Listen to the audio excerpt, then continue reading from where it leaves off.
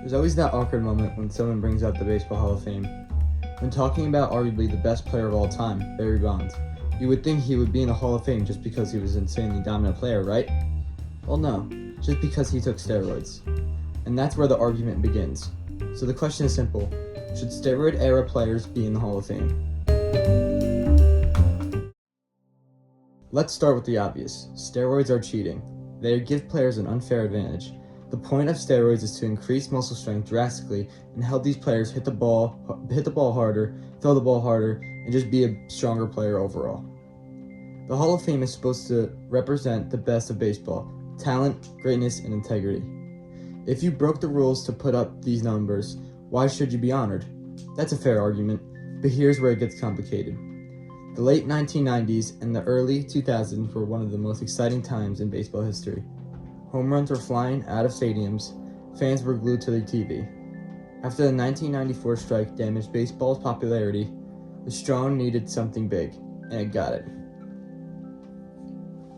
The 1998 home run race between Mark McGwire and Sammy Sosa was everywhere. SportsCenter, newspapers, late night shows. It wasn't just baseball fans watching, it was everyone. Then there's Barry Bonds. 73 home runs in a single season.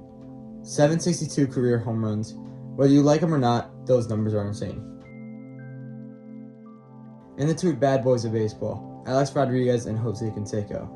Rodriguez was insanely dominant with the bat and the glove and has gotten awarded 3 MVPs in his time with the Mariners, Rangers, and Yankees.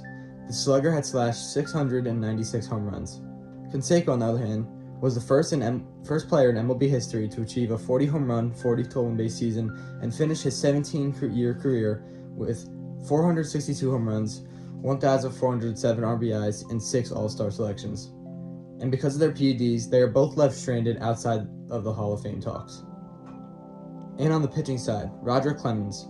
Roger Clemens was completely dominant. Clemens holds the record of 7 Cy Young Awards, 354 career wins, and 4,672 strikeouts, which is third all-time, over 24 seasons. These players didn't just put up good numbers, they defined an era. Now here's the uncomfortable truth. Major League Baseball didn't seriously test for steroids until the mid-2000s. For years, there was basically no enforcement. Home runs were up, the stadiums were packed, money was flowing. And the league wasn't in a hurry to shut it down. If the league benefited from the era, can it now act like it never happened? That's where the Hall of Fame feels inconsistent.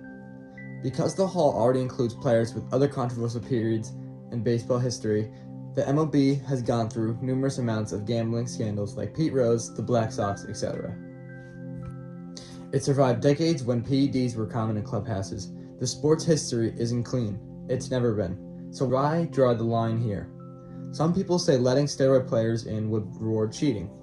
But the Hall of Fame isn't called the Hall of Perfect People for a reason. It tells the story of baseball. You can't tell the story of baseball in the late 90s and the early 2000s without talking about Bonds, McGwire, Sosa, Rodriguez, and Clemens. Erasing them doesn't protect the game's integrity, it just leaves holes in its history. Now that doesn't mean we ignore what they did. If they did get in, acknowledge the controversy, mention the steroid allegations, put the full story on the plaque. Let fans understand both the greatness and the flaws, because that's real. At the end of the day, the Hall of Fame asks one main question: did this player dominate their era?